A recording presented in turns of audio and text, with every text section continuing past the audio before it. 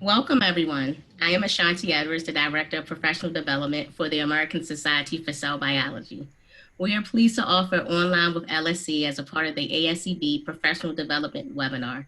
Today, our facilitator, Dr. Rob Erdman, will be introducing our featured author for this installment of Online with LSC.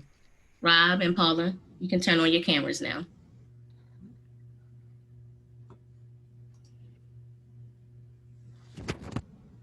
Hello, everyone. So I'm Rob Erdman, the University of Minnesota Rochester. I'm super excited to be facilitating this month's session of Online with LSE.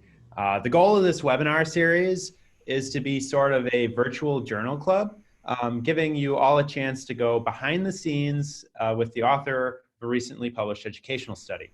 Our goal is for this to be a highly interactive session, and in order for that to happen, we need to hear from you.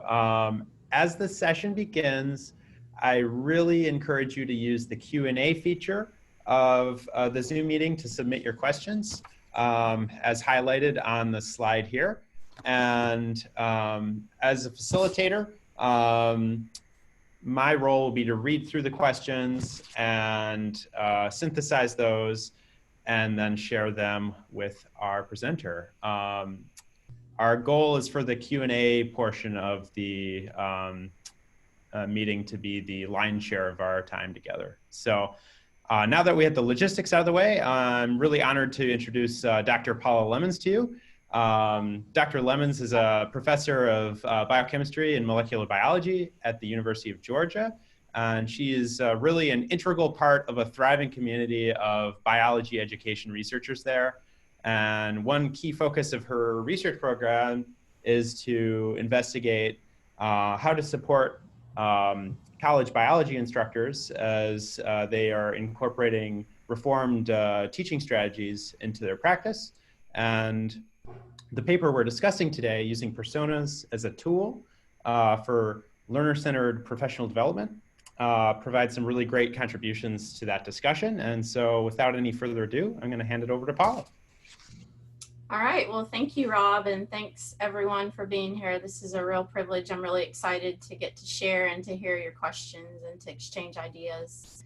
So I just want to give you a little bit of a backdrop for the paper that we'll be discussing. So just to say a few words about the context of the study. This study focuses on 19 faculty who are represented here by the red circles in this diagram within the larger green circles. They were all at 6 institutions participating in a long-term faculty learning community, and then sometimes they met across those local groups. And these long-term communities focused on evidence-based assessment practices. This is part of the Automated Analysis for Constructed Response project based out of Michigan State. And so this just tells you a little bit about the reason these people came together was to work on evidence-based assessment and to meet together in these local learning communities that were long-term. And so our group here at the University of Georgia focused on the research on the professional development with these faculty. And just to give you a little bit of the behind the scenes of this study, things that you wouldn't know just by reading the paper. So this study started back in early 2014, the spring of 2014, and the data for this paper that we're looking at today came from the first 2 years of the project. And early on in the project, there were some things that were surprising us about our volunteer participants. So these are people who the facilitators helped to recruit, but also they volunteered to be part of it. And so one of the things we saw is that some of our participants were not the usual suspects. So we were a little bit surprised that they wanted to be involved in a faculty learning community focused on teaching. So it wasn't just like everyone who you would expect to sign up. And along those lines, many of our participants approached teaching quite traditionally. They weren't, on the leading edge of evidence-based practice, but it was very clear that they cared tremendously about teaching. Early on, we began to see some patterns in that people who taught similarly did not talk about teaching similarly in interviews. So when we would talk to them in annual interviews, it was clear that even if they had a similar corpus profile, they weren't necessarily processing their experiences in the same way. And it also surprised us early on that no one was dropping out. Like, you know, they kept coming to these professional development events, and that made us curious. And you know, our initial data were pointing to the fact that that even though they were engaged and they were wanting to keep coming to these meetings, not dropping out, there was really not a lot of evidence of change in their teaching, and definitely not, even if there were subtle changes, there was definitely not a clear trajectory toward greater emphasis on evidence-based practice.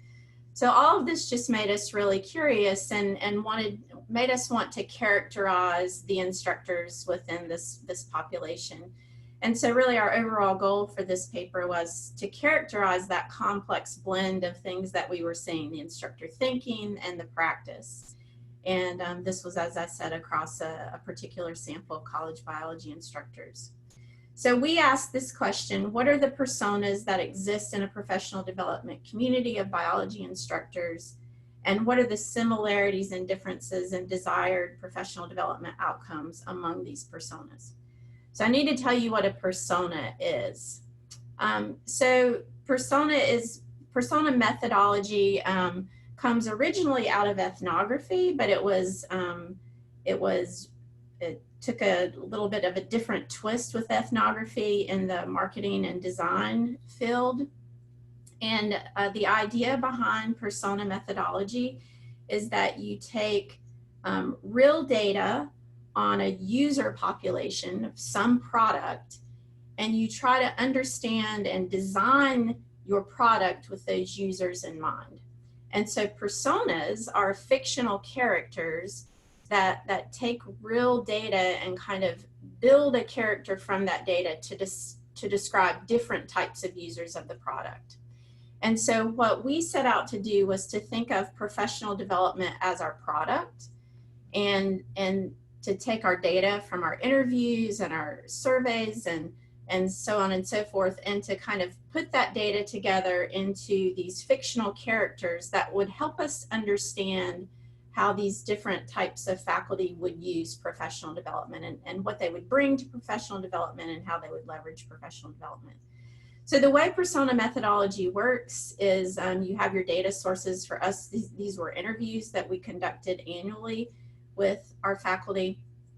Just like you would do with any kind of qualitative coding, you break that data down into bits and pieces. Those are the factoids that you see here. And again, similarly to qualitative analysis, you then start to restructure that data. You cluster it and put it into some higher order organization in themes. And then you build what are called skeletons, where having clustered those data, you begin to look at the characteristics within those clusters and begin to develop your character around the patterns and themes that you're seeing. And then from that, you ultimately develop these personas. And so that's a little bit about the strategy we took. We followed this, as I said, starting with interviews, doing coding, using cluster analysis, and then using a variety of ways to then return from the cluster analysis to our qualitative data to build our personas. So here are our key findings. They're all summarized really well in this single figure. Our personas that emerged from this study are Emma the expert, Ray the relator, Carmen the coach, and Beth the burden. And I might say that alliteration is intentional. That's recommended by the persona methodologist, because one of the key points of persona methodology is to make characters that are memorable and relatable, and to put this data into a digestible form. So Emma the expert, I just will read these quotes because I think it really captures, these quotes capture well the essence of these characters.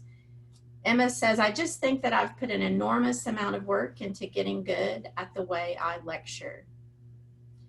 Ray the relator says, "They like being active. the students, that is, but they don't know, but they don't like you not lecturing to them. That's the problem, right? Carmen, the coach. I try to figure out, well, what can I do in class that would help them be able to succeed when they take the exam? And finally, Beth, the burden. I tried different ways. You can try activities, problem sets, clicker questions, all kinds of thinkings, and they still, year after year, make the same kind of mistakes. Let me make one other comment here. When you look down at the bottom of this figure, we didn't use COPUS data to form our personas, but after we formed the personas, we used the COPUS observations that we had to further characterize each one. And you can see that Emma and Ray tend to be more didactic, while Carmen and Beth tend to use more of a variety of instructional strategies. And I think one of the really striking things to us is that even though Emma and Ray are teaching somewhat similarly and Carmen and Beth are, they're still quite distinct in their ways of thinking. So with that, I would love to just dive into some of the questions that you all have. All right, and so just as a reminder, in kind of the lower center of your screen, you can click the Q&A function and start submitting questions, and we'll be monitoring that as we go. The first question I'll start out with is, you stated in the introduction that using personas in the context of higher ed professional development is something that's very rare.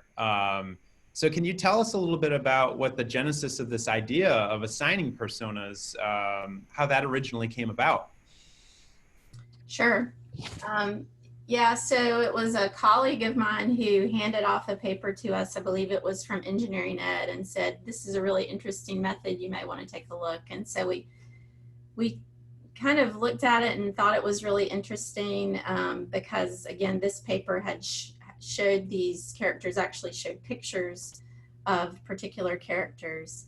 It felt a little risky to me because it is rarely used, and we have a very discerning audience out there in biology ed research land, and it just felt a little bit risky. Like I wasn't sure if we wanted to go off and do this methodology that people wouldn't know about.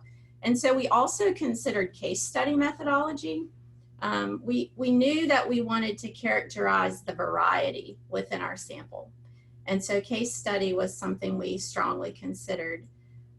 Ultimately, the decision came down to two factors. One is that with the case study approach we would have taken, we would have had to have selected particular members of our sample to focus on. And that was a really hard choice for us. And there are lots of axes we could have used to make that decision, but we didn't love the idea of leaving someone out. And then the other thing that happened is the postdoc on the project, Patricia Zagala, who's fabulous, just was really excited to try this methodology. It really resonated with her, and she was very motivated to dig in and did actually a phenomenal job in tracing back the origins of the method so that we could convey to the LSC readership that, you know, this is well grounded within social science methods. Great. Kind of following up on the methodology, we have a question about how you kind of are able to balance between like the level of division that you want to have when you're developing these personas. How do you balance between getting too fine-grained and having a dozen personas versus oversimplifying the groups of individuals that end up within a persona? Yeah, that's a really great question. So the book that I showed you in this last slide, and I should point to the authors, Pruitt and Adlin. This is a great handbook if you're interested in doing this. They kind of spell everything out step by step. They recommend around the 4 to the 5. I think it's important to go back to that idea that this should be easily digestible. So this is really meant to be very usable. And I think their idea is that if you get too many, it's just hard to act on, you know, like 12 different personas. Like, what do you do with all of that? But I do think like we wouldn't have wanted to go any lower than 4. In fact, if you look at our methods, we had a 5th, but it was characterized by only one person, and that person didn't seem distinct enough to write a persona about. So we got rid of that set of, or that grouping of data. So yeah, that was a decision we had to reckon with, but we knew that we wanted to probably be around that 4 to 5, definitely not more than 6 mark. Okay, great. One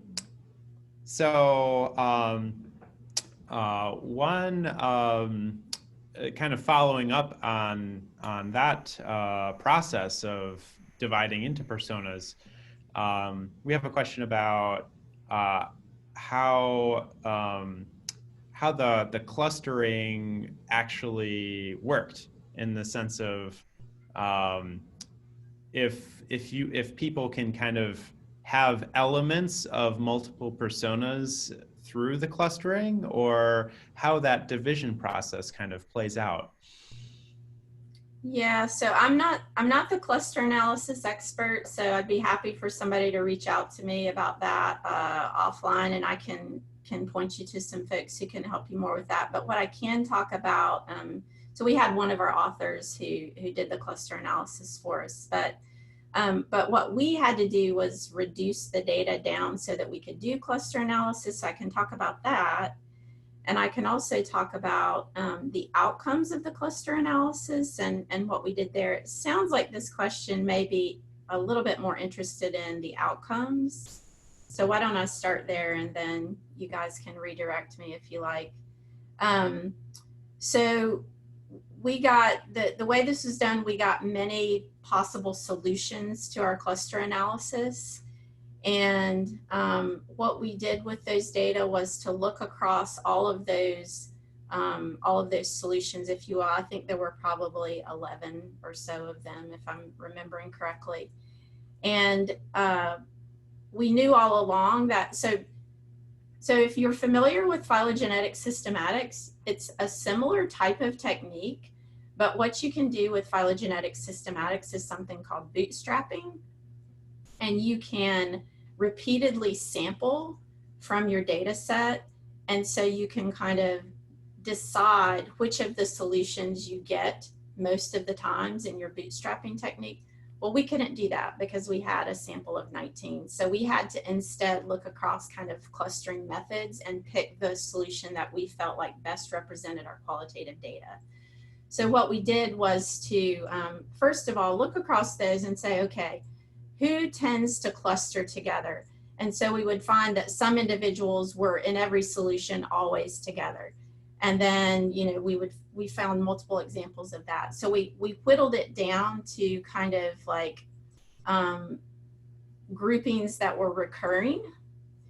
And then we went back to the qualitative data. So with that, I don't know, maybe 3 or 4 solutions that we felt like were the best representations of the data. Then we went back to the qualitative data and tested the clusters on those qualitative data to say, okay, which of these people do we really feel like are hanging together best? These are our cluster solutions, but then can we back substantiate that with our qualitative data? Does that question get at? Maybe people can let me know if they want to follow up, or if there's another idea you'd like to hear about. Okay.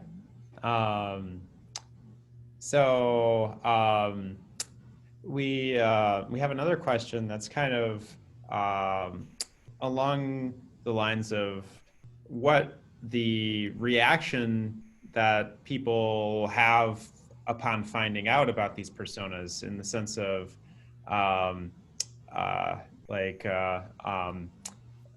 one of our questioners is actually saying that they have a persona that they would want to be if you know, like that they would want people to think of them as an instructor. Is there a sense that you know, like that people are having that type of like identification of like personas being good or bad, so to speak, or how has that played out?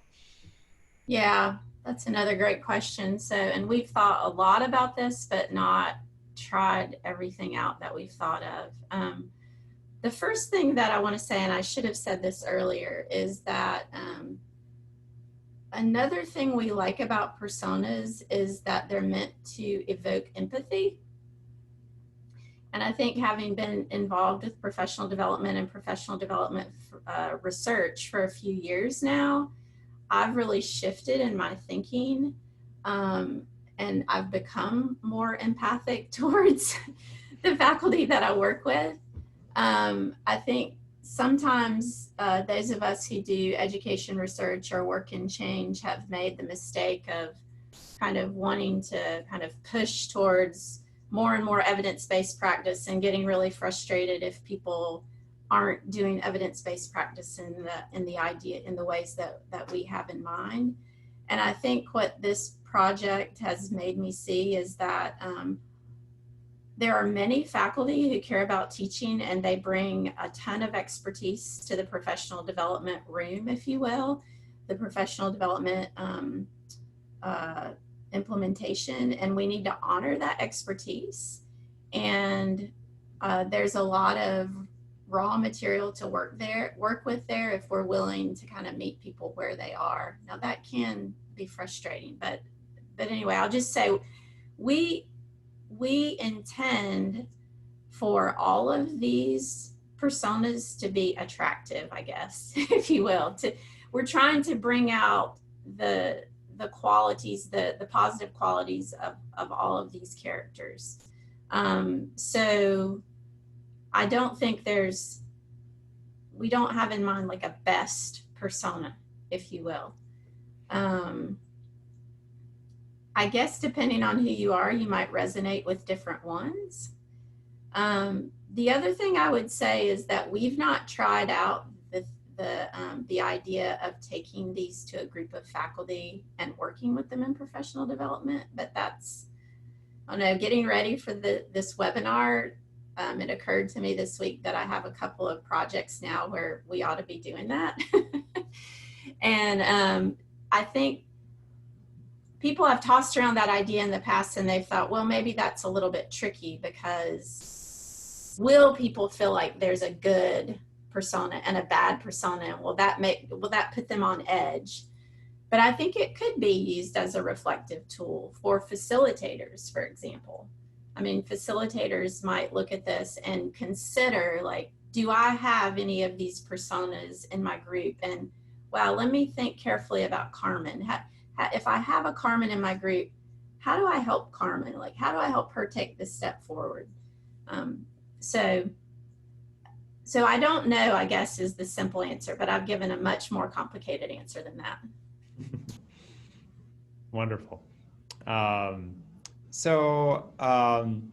We have another question about what impact, if any, there was on various forms of identity, gender, race, age, etc., as intersecting with the process of forming the personas. Was that integrated in any way? Was that kept completely separate?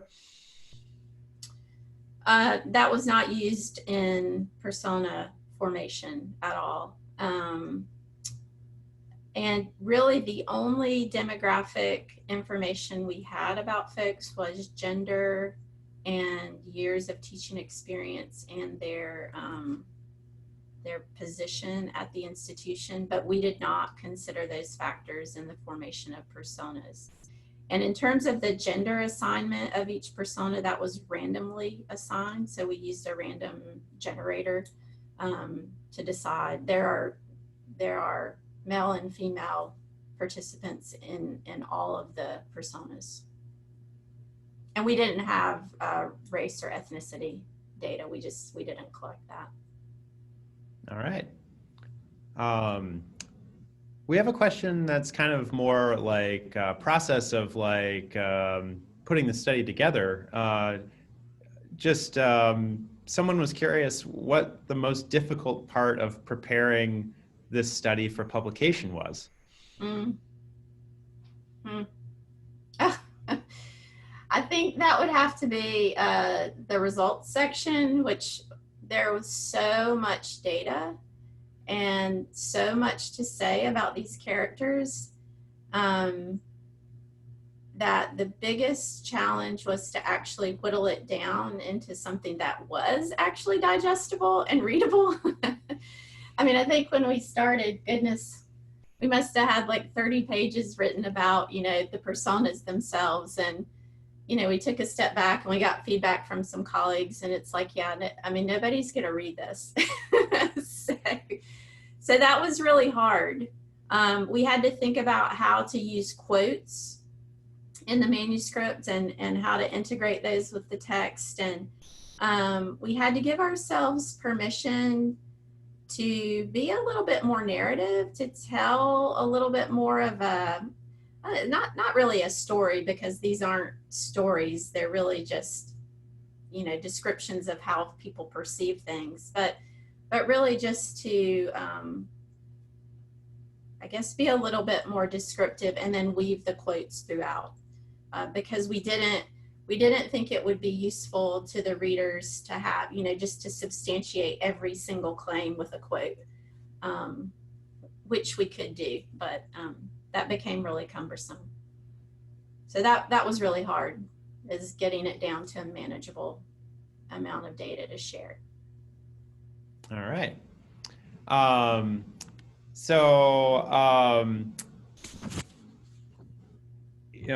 think that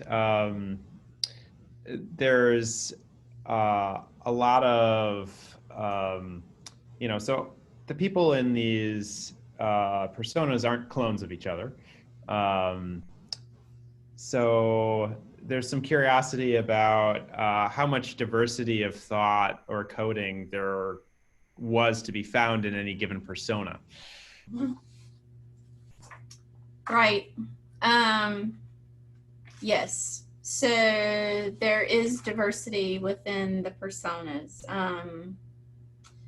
Yeah. So how do I talk about this? So, well, I guess maybe first of all, it's good to go back and think about the clustering. So we could have come up like with a different set of individuals in different groupings. So that shows you that there is some movability among personas. Another thing to note, like if you check out the paper, if you go to the supplement, again, we didn't use the corpus data to form the personas, but I think it's a nice illustration if you look at the figure 2 in the supplement, where we show the corpus profiles for each participant. And you can see that they're not a monolith. I mean, they don't all have the same profile, right? So there is diversity within that. Yeah, that people should take a look at that. Yeah, and I guess anybody, if you work with qualitative data at all, there's always a range within your categories. So if we take knowledge of students for Emma, I mean, there are a range of ideas there. And one of the things you have to do in coding in kind of one of the later stages is you have to go in and think about the boundaries on your themes. Like you have to kind of think about, okay, we've got this code within this theme. How bounded is it? And are there quotes here that perhaps belong someplace else? Or do these two codes overlap, and does it all really fit within this theme? So there is always a range within a code and a range within themes. All right. We have a question about, if you were to apply this type of method assigning these personas to students rather to instructors, what might that look like? That's a really interesting idea. Well, I don't know. I could only venture to guess, and I think that would probably be stereotyping, which is a really different thing. So, we all have some stereotypes in our minds about the students we teach. So I might actually hedge on this and resist, just to remind us that these groups, these clusters, these characters came from interview data. Even though they ring true.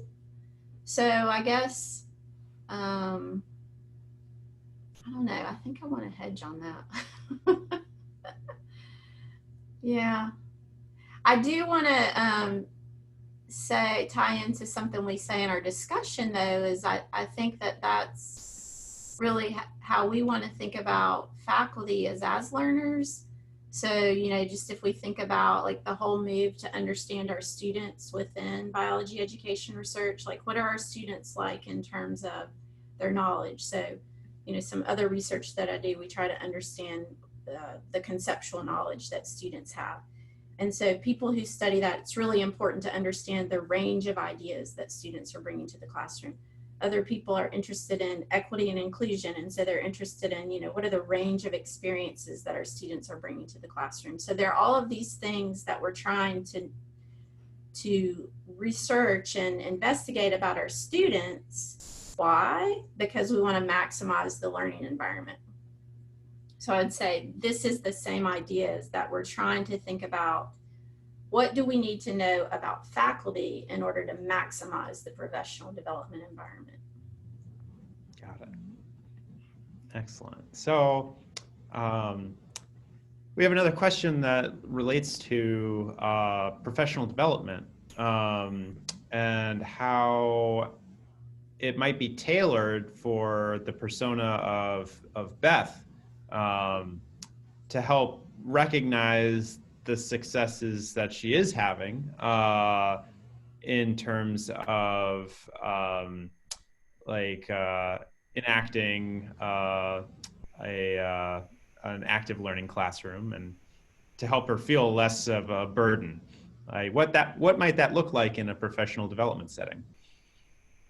Yeah, that's a really great question. I think one of the challenges with Beth is I think that there's some institutional support that's needed that could go beyond what we typically think of as professional development.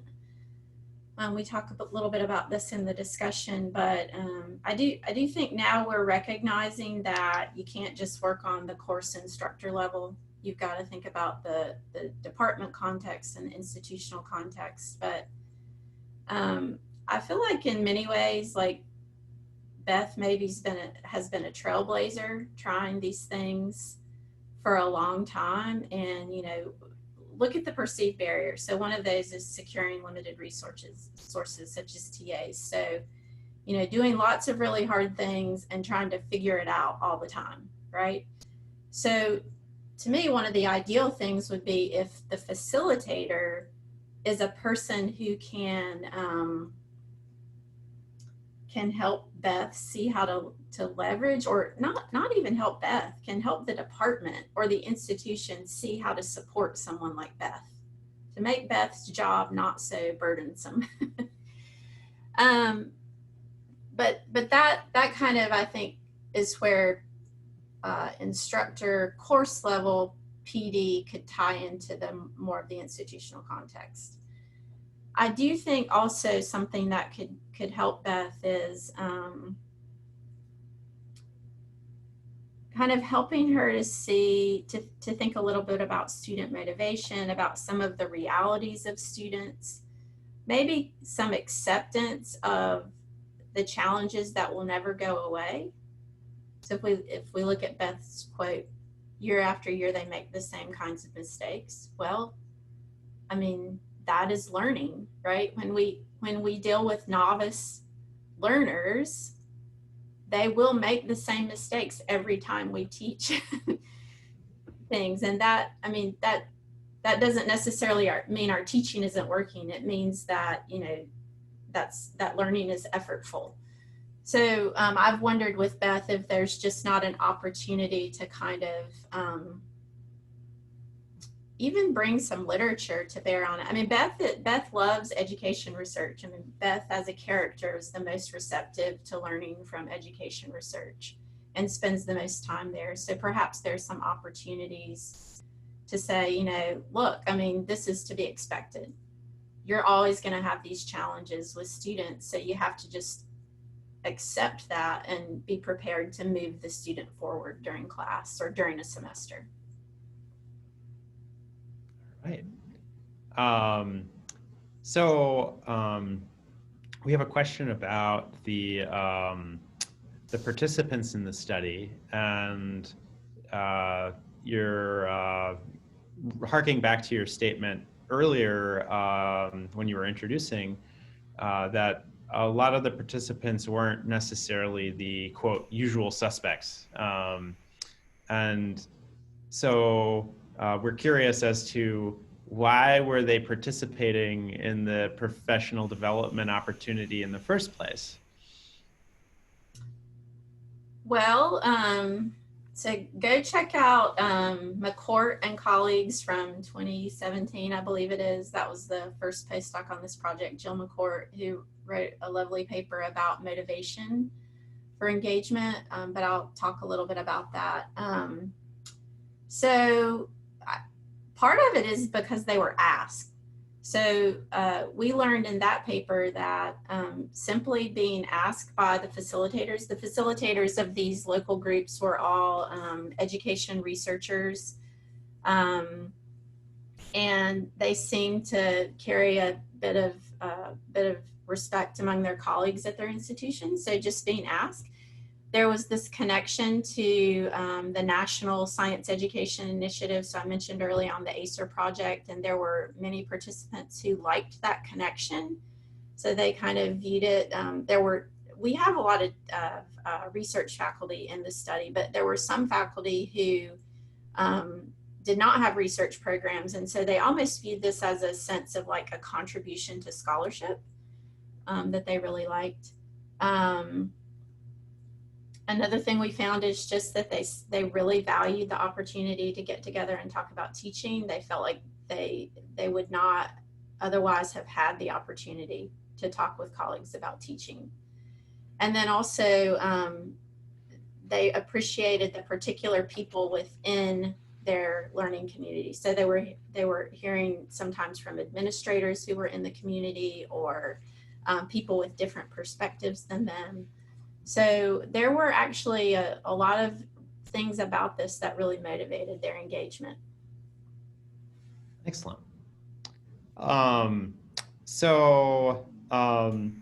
When you talked about your coding process, you described kind of interacting with the facilitators of the professional development to see if they were agreeing with the conclusions that you were drawing from the coding, and seeing as how getting to know someone through interviews and getting to know someone through facilitating PD with them are two very different environments.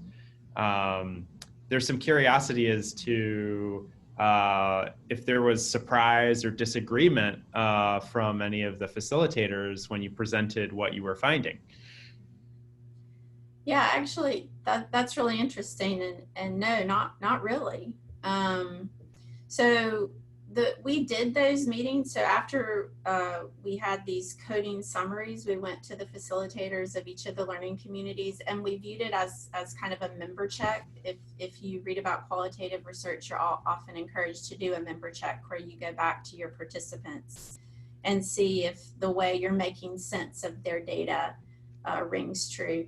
We didn't feel like we could do that in this study, but we felt like the next best thing was to talk to the facilitators and member check in that way. And interestingly, no, there weren't a lot of disagreements or surprises.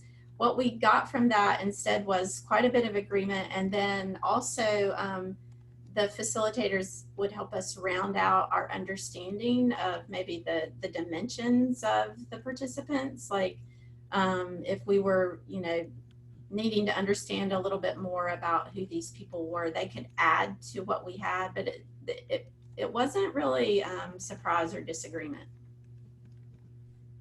Great. An enhancement, I would say. Okay. Let's see. One thing I will throw out to the whole group is that as we start getting closer to the end here, we are going to, in a few minutes, kind of pivot to future implications for research, for practice in the classroom.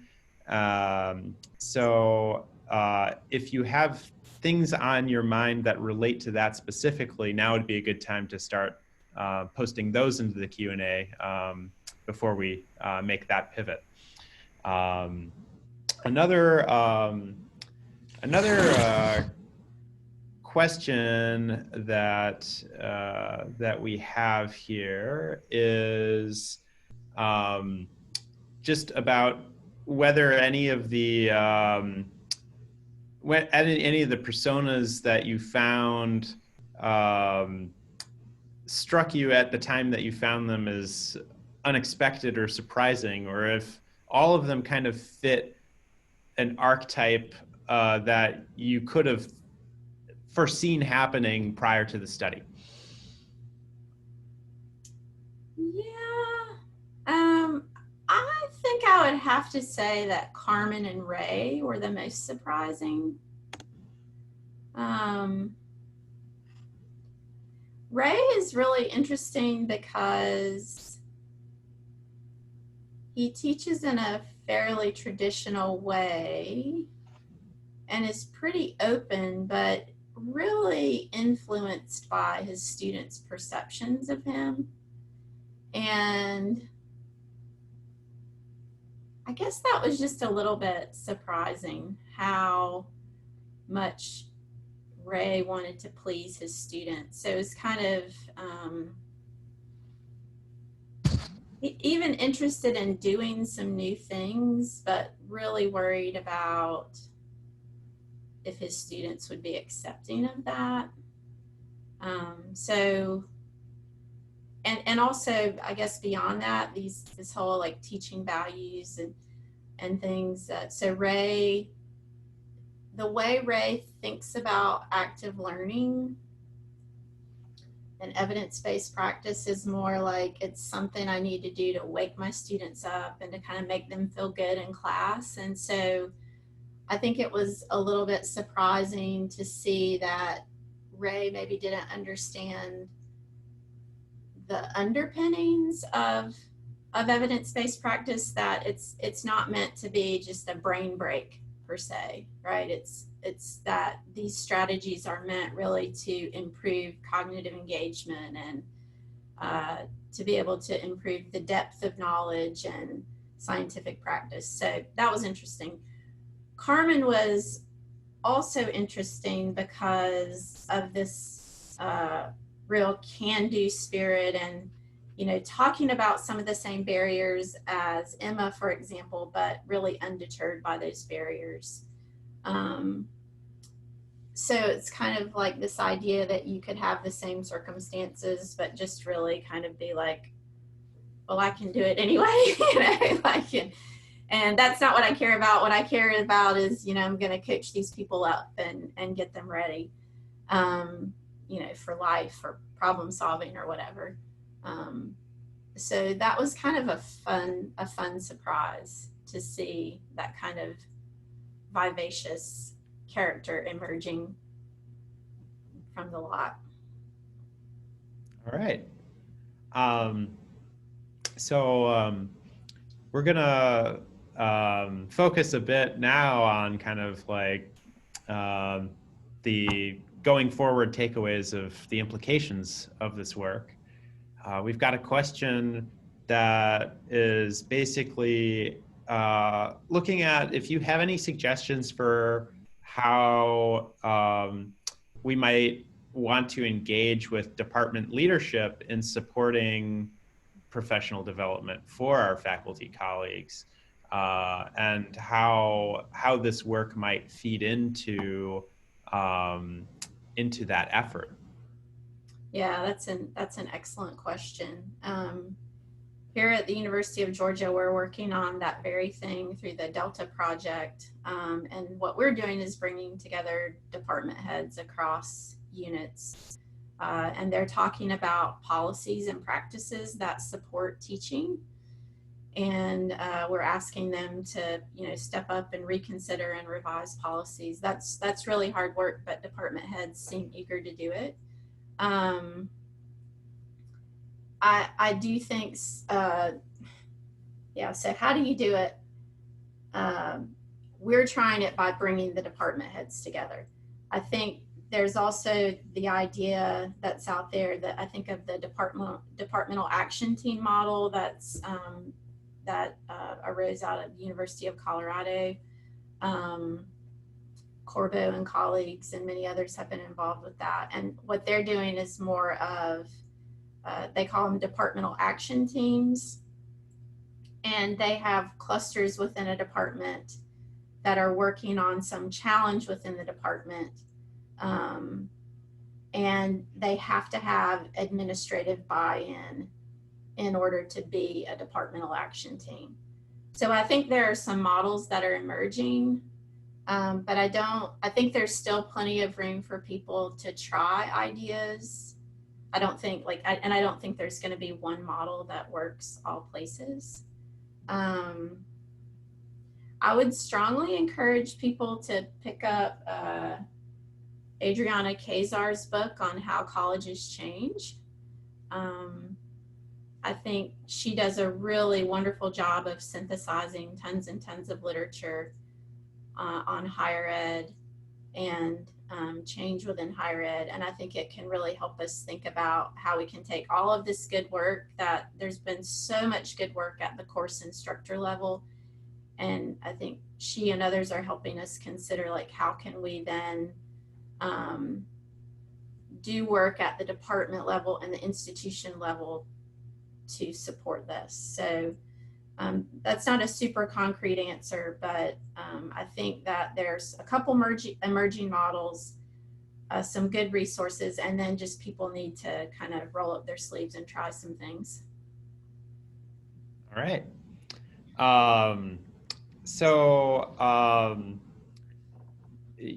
One of your recommendations is that you tailor to the extent possible, that PD facilitators tailor to the extent possible their offerings to these different personas. And I was wondering, do you have any suggestions for how facilitators might be able to identify personas within their group if they don't necessarily have a dedicated relationship outside of the PD session setting itself? Mm-hmm. Yeah. So we imagine these personas as a reflection tool. So I think one place to start would be reflection, to just simply take a step back and consider the variety of faculty who might be interested in professional development. So not everyone, for example, is going to be an evidence-based enthusiast, but they may still really care about how students think. So how do you build on that? So just using it as reflection. So I have a lot of untested ideas about professional development. I also think that we, if you read kind of all of the papers that the ACER project has written on professional development, I think what we're starting to see is that, faculty really do love to get together and talk to each other about teaching. It's just that we might actually want them to progress a little bit more rapidly than that promotes, maybe. or we might want them to attain some goal. And so I guess I would say for facilitators to think carefully about the goal and a product, and that you might have to be a little bit more prescribed in your professional development and a little bit less emergent. I mean, I think we've always got to let things emerge with faculty because faculty don't like to be told what to do. But I think maybe there's some kind of happy medium where we can be a little bit more prescriptive while remaining emergent. And so I think as you reflect on these types, you know, maybe just bear that in mind. I think this answer feels really squishy to me, but that's because I have a lot of untested ideas. All right. So there's some interest in like your thoughts about, you know, based on the fact that there's, you know, that this was a limited sample of instructors, if you thought that there might be more personas out there to be found, and what that might look like. Some speculation, maybe. Yeah, I definitely think there are. I mean, these were all R1 institutions. If you look at our sample, we didn't have any super junior people. I mean, they all had at least 6 years of teaching experience. So I think, you know, it'd be really interesting to have a sample that was more enriched with different types of institutions and different levels of faculty. I'll also say, like, all of these faculty care about teaching, right? So there are definitely types out there among the people who are teaching undergrad courses who don't care about teaching as much. And so it'd be interesting to see those data. You know, if you think about community colleges and liberal arts colleges, I mean, they're different barriers and opportunities at those places. So I would say, you know, maybe there are another 4 types out there, at least. And I would love to see that work done. That would be really exciting, to see people tackling that. So there's some curiosity as to what, seeing as how your study was focused on the professional development setting, if you have any thoughts as to what key things that people should take away if they are not directly involved in a PD setting, but are departmental citizens. Mm-hmm. Mm-hmm. Yeah. Well, you know, value your colleagues and keep trying to connect. Know your colleagues. I guess honor their expertise. I think that's one of the biggest changes I've gone through over the years, is to honor the expertise of my colleagues. To me, it's one of the big challenges that we face is that, you know, so if we do ed research and we're teachers, then we have kind of double expertise because we have all the practical expertise, but then we also know a lot. And when we work with our colleagues, I think, you know, sometimes they don't want to hear from us because they're like, well, I've got my own expertise. And just because you do education research doesn't mean that I don't know anything. Well, I mean, I agree. Like, we have to honor all of that expertise that you earn through semester after semester of teaching and thinking about that. And I would just say it can be challenging to know how to relate there. I think that's really different than our students. Like, we can get to know our students, and there's kind of a hierarchical structure there. Our students come into the classroom, and for the most part, they expect to learn from us because we have a whole different set of experiences and a formal education and everything that they don't have. And I think it's really different with our colleagues. So I would just say maybe let this inspire you to keep reaching out to them. And I would then say that's really hard work, to keep reaching out to our colleagues. All right. Well, that is a good wrapping up point. And what we're going to do now is we're going to do a little bit of an assessment for us, which is just we invite everyone who's with us to enter into the chat box something that you learned during today's discussion.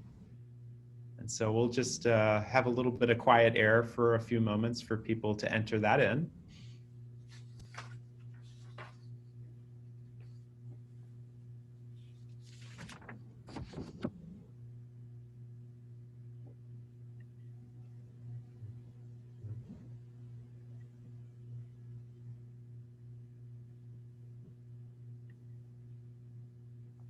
As we see these roll in, thank you for sharing your thoughts.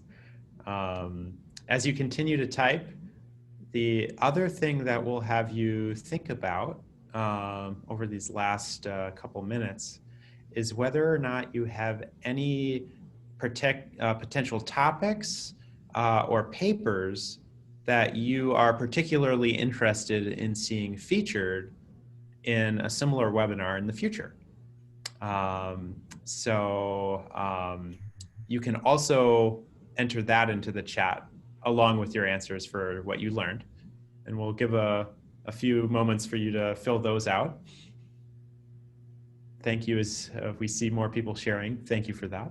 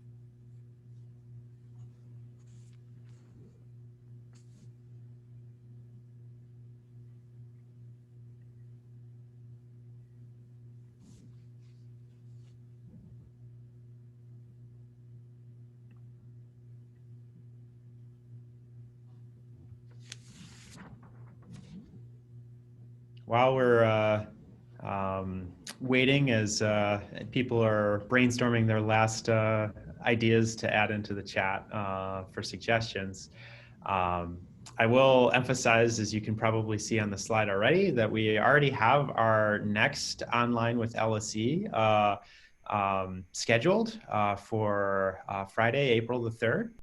Dr. Lisa McDonald is going to be talking to us about identifying troublesome jargon in biology.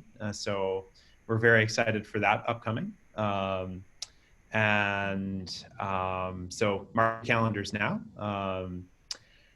And with that, you can still enter in your things for a few more seconds, but I'm gonna just wrap up by thanking Shanti for facilitating everything and getting all of us ready to go with this, and Paula for sharing her insights into this really fascinating study. It was a great discussion, and I think that we all really enjoyed hearing your thoughts about how it all came together and what we do with this knowledge going forward. So thank you all. Thanks so much, Rob, and thanks everyone.